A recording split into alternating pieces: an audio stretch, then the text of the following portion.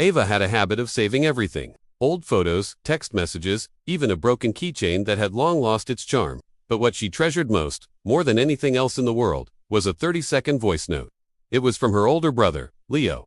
He had sent it the night before his accident, a casual message that would soon become her most precious possession. For months after he passed away, Ava listened to it every single night before she fell asleep. It wasn't just about the words he said. It was the sound of his voice, calm, warm, and so full of life.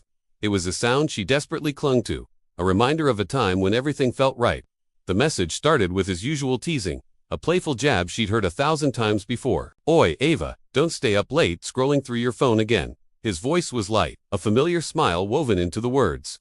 Then, it softened, the teasing giving way to a warmth that felt like a hug. "Good night, little sis. You're loved." Those simple words became her anchor in a storm of grief. They were a nightly ritual, a quiet conversation with a ghost, a promise that she wasn't alone. It was her secret comfort, the only thing that could quiet the ache in her heart long enough for sleep to come. Then one ordinary afternoon, disaster struck. Her phone, the small device holding her entire world, slipped from her hands. It crashed onto the hard tile floor with a sickening crack.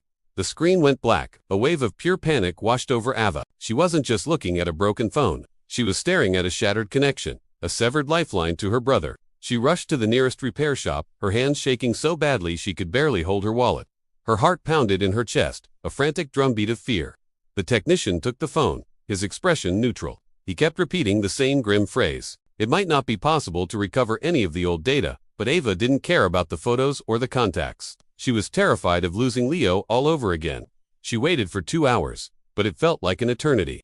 Every minute stretched into an hour, filled with silent prayers. Finally, the technician called her name. He placed the fixed phone on the counter. The screen was lit up, miraculously alive.